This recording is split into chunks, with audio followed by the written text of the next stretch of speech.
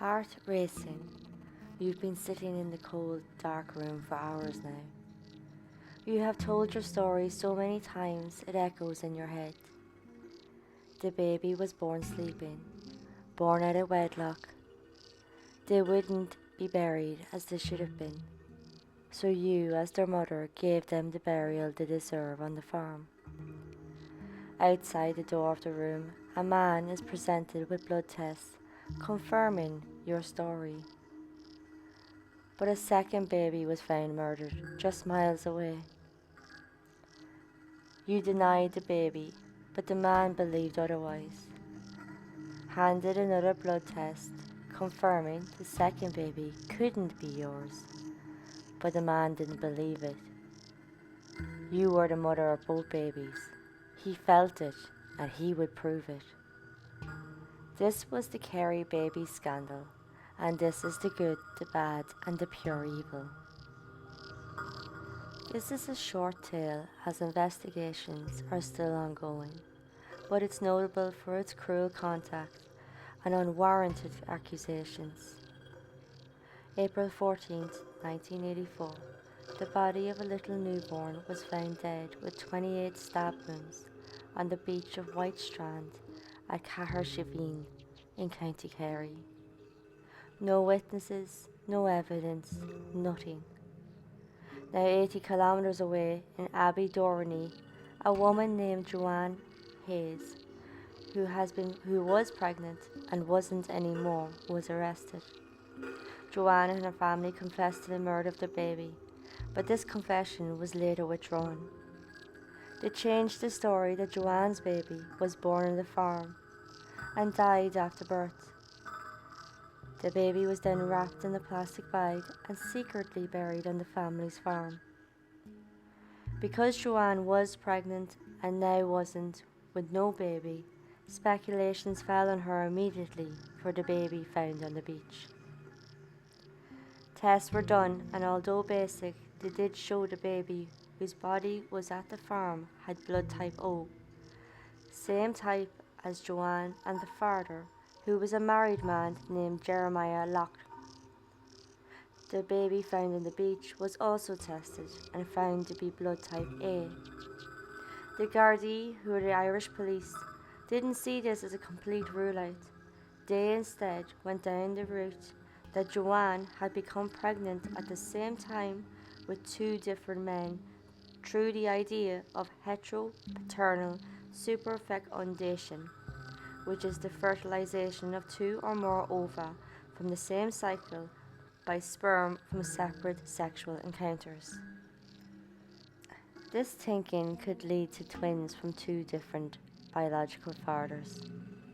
So the story with this thinking was Joanne became pregnant with twins, had one on the beach and the other on the family farm. The Gardaí had another idea, a far out there one. They would put forward the baby on the beach. His blood type changed during decomposition from possible O to A. I'm not giving an excuse, not at all, but bear in mind the time, early 80s. Little known regarding forensic, DNA, and these police were rural, so the type of crime was very unusual and required immediate resolution. Add to the fact the church had far more power than state even then, and Joanne was already an unwed mother to a toddler. She would have been painted a deviant even before the murders. Joanne Hayes was charged with the murder of the baby, but with nothing concrete, it was thrown out by the judge. From the case and the madness of the claims, the Kerry Babies Tribunal was set up. It was headed by Mr. Justice Kevin Lynch. It was set up to investigate the behaviour and conduct of the Gardaí involved. Judge Lynch found Joanne Hayes had killed the baby at the farm, suggesting the possibility she had choked the baby to death when the crying of the newborn became too much. But the state pathologist, a Dr. John Harbison, concluded he was unable to determine for certain the cause of death. Judge Lynch threw out all and any claims made by the family that they were assaulted by the Gardaí. The family also accused the Gardaí of getting confessions through any means possible, another claim that Judge Lynch had thrown out. Joanne said the Gardaí slapped her, threatened her, and made her make a false confession. Other members of the Hayes family also claimed the Gardaí harassed them and physically intimidated them to get false confessions. The case and actions of the Gardaí involved raised serious questions about the culture of the Gardaí at the time, especially their treatment of unwed mothers, which at the time in Ireland were treated like scum by many, not just the Gardaí. God, love, marriage, children, drummed into us by the church, and if the sheep strayed from the flock, you were deviant, damaged, unwanted, and devil-touched. Joanne Hayes would co-write a book about her ordeal. In it, she named the Gardaí involved. 4 of the Gardaí involved in the case would take legal action against the authors, publishers, even the shops that sold the book. They received an out-of-court settlement of €130,000. The aftermath of the case in the tribunal had the squad abandoned. The 4 Gardaí involved were thrown on the desk duties, a demotion on one hand, but a compromise on the other to allow them to keep their jobs. In 2004, Joanne Hayes offered to have a DNA test to prove once and for all she was not the mother of the baby boy on the beach. One of the Gardaí, Jerry O'Connell, also requested this test to prove she was the mother of the baby boy and prove the idea 2 babies, 2 fathers, superfecundation. The parents or killer of the baby boy on the beach, later named Baby John, have never been identified. The gravesite of the infant has repeatedly been vandalised, but once again, no one has been identified or caught in the act.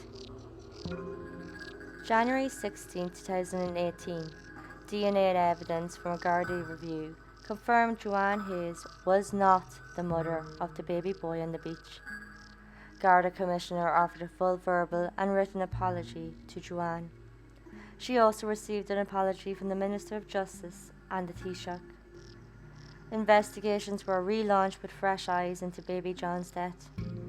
September 2018, Gardaí began a house-to-house inquiries on Valentia Island, which is an island opposite the beach. They're thinking maybe an island resident came over to get rid of the baby.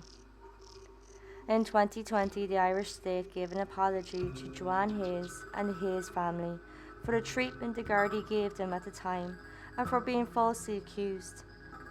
A compensation was paid to the family after the family launched their own proceedings to find wrongdoings.